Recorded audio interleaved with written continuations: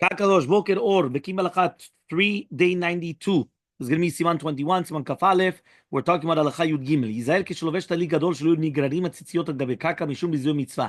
So you have to be careful when you're going to be putting on a talit gadol that the tzitziot should not be dragging or on the floor basically, like wiping the floor. V'chol sheken keshu me'alech, even more so when he's actually going to be walking. Okay, so look at 271. This halacha is taken from the Ben Ish Chai and Kavtziel, the original source. The Agur brought down Hagaot Mordechai.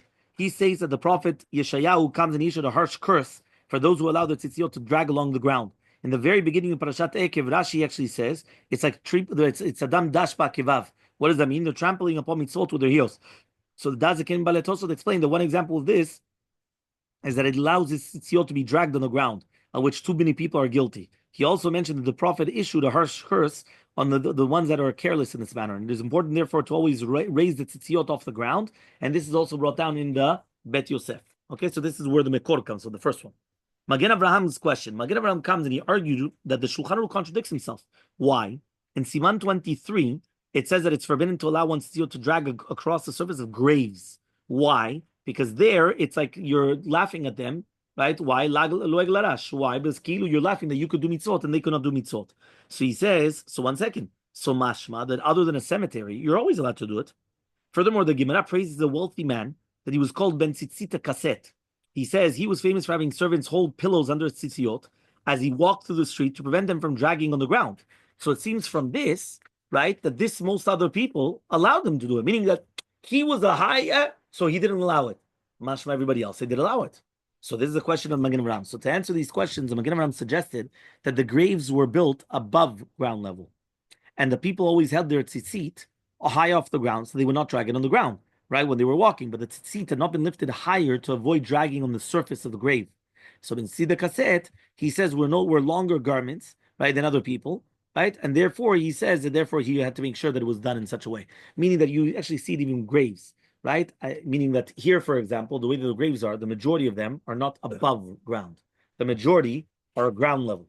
Right? It's like flush with the ground. Not exactly flush, but meaning that it's very, very small, right? But in other places, whether it's in Eretz Yisrael or many other places as well, right? The graves are mamash higher up. So therefore, what they were saying is a person could have a tzitziot out and they could still be going on the grave. It's not going to go all the way to the floor, but it could still go on the grave.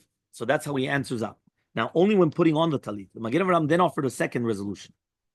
He says for the contradiction. He explains that it's forbidden to have the tzitzit dragging along the ground only when first putting on the talit, since it appears if the person purposely put the talit on in this manner in order to sweep the floor, afterwards it is unnecessary to be careful not to allow the tzitzit to drag along the ground. Right? He says this logic of this distinction might be as follows. If someone puts on his talit in a manner that allows the tzitzit to drag on the ground, it's like a disgrace for the mitzvah. But if he's careful when putting it on, but then afterwards he's walking, so then he's not showing disrespect. It just means that, okay, it's difficult for him to have the tzitziyot not on the floor. Meaning the beginning, when you're actually doing the mitzvah, that's when you have this. Okay? The basic level ground, are we talking about like ground in the shul here or like? The logic of the distinction is as follows. So we just said, if someone puts on a salit, okay, we just said this. Okay, the Aruch HaShulchan seems to understand Magen Avraham differently. He explained that when putting on the talit, you have to be careful not to allow the tzitziyot to fall on the ground in deference to making the bracha over the mitzvah. Afterwards, when you already did it, so therefore it's going to be okay. The words of the Shulchan Aruch when putting on a talit suggest that Magen Avraham's interpretation is correct. On the other hand, the word might mean while someone is wearing a talit, not when he's putting it on. Okay? The Od Yosef Chai actually ruled that one must put on the talit in a way that prevents tzitziot from dragging on the ground. It is even more important to make sure that they do not drag on the ground when one is walking. And this is again diametrically opposed to the ruling of Shirei Knesset Gelula that it's forbidden while walking, but it's permitted when you're seated. Okay, so there's going to be a difference between when you're sitting down or when you're actually walking. The Rav Zalman and the Chayadam both ruled that it is forbidden without specifying how and why, and therefore that's it. Okay, what about trampling upon the tzitzit? So Ma'amar Mordechai brings down the Rukeach, that one must not take care not to trample on one's tzitzit since for sure it's a disrespect. Apparently he ruled, right, that it is permissible to have them dragging on the ground, except for in a cemetery, as long as one makes sure not to trample on them. So according to this ruling, the Agur did not allow it to drag on the ground. There's not more stringency for the devout. Nevertheless, he rejected it. But again, obviously we're talking about that, just in the cemetery it would be prohibited, but other than that, it would be permitted. What about in a haughty manner? The Ma'amar Mordechai offered another interpretation of the Agur. It is forbidden to allow the seed to drag on the ground if it's done that shows haughtiness. right? But if not, then it's going to be okay, right? The Nehar Shalom brings down, right, that the wording of the Shulchan Aruch is one ought to take care to prevent, meaning it's better to, but it's not an isur. So, right, so the Mekor of Chaim also brings down that technically speaking, it's permitted, right? The response of Kiyachana also said the same things. Okay, fine. Regularly or momentarily.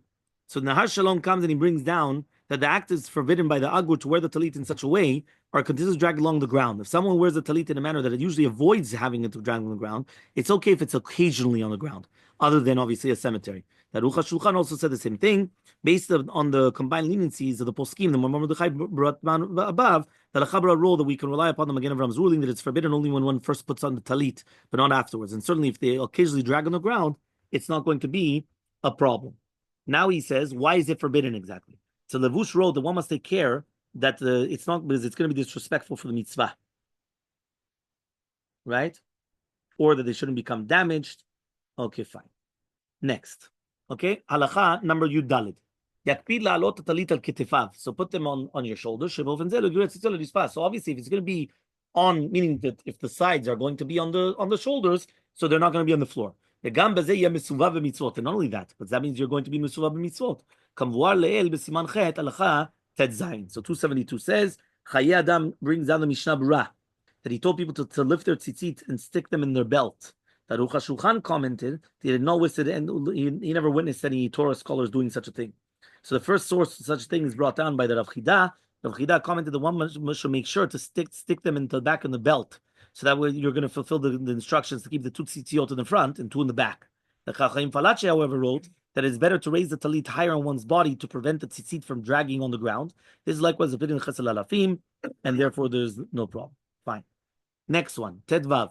Im yesh adam lovesh, right, talit, והציציות נדרסים תחת רגליו ואינו מרגיש בזה, צריך שחברו הרואה אותו יודיענו כדי שיגביה הציציות מתחת רגליו. So if you're going to come and you're going to see somebody putting on a talit, and what happens is ציציות are being trampled, so you tell him, so he's going to pick them up. Okay? יש מחמינים אף שלא יגררו הציציות לגבי אבנים עקבות בקרקע. Some people are going to be מחמינים that it shouldn't even be on the אבן, on the אבנים in the קרקע. ונזהר בזה תבוא לו ברכה. But there for sure is not a problem on a safsal or itzteba. So he says over here like this. So again, this is going to be right on a bench or a stone ledge. Okay, as discussed above, the Magen Avraham pointed out that it appears from the Talmud that it's forbidden to allow one's tzitzit to be dragged on the ground over graves, but it's permissible in other places. Shirek is resolved by explaining that it's forbidden to allow the tzitzit to be to drag on the ground in all places, but it's forbidden to drag them over the graves, even above ground, even on the stones. So that is right that the tombstones are above ground level, and when someone walks by, even its tzitziot should not be dragged on them. With this explanation, the challenge is resolved. Shirei Knesset Gedolah concluded that despite its result, one should avoid allowing the tzitziot to be dragged along surfaces such as benches or tables, even if they are raised above the ground level. The Olat Tamid, however, ruled that it's forbidden on the ground only, but it's permissible to allow the tzitziot to drag on a chair or a bench.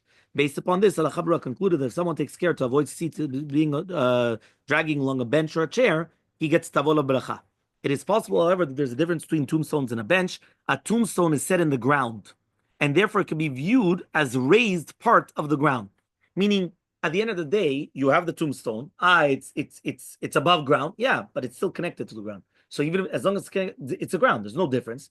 So he says, dragging the tzitzit on such a surface could be viewed as disrespectful to the mitzvah. But dragging them on a bench does not look at disrespectful, especially since its tzitzit are not in danger that you're going to trample upon them. In fact, the Shirei Knesset wrote specifically that it's going to be set permanently in the ground, and that is why there's room for stringency. Right. In conclusion, it appears that there's basis to avoid allowing the tzitzit to drag along a bench.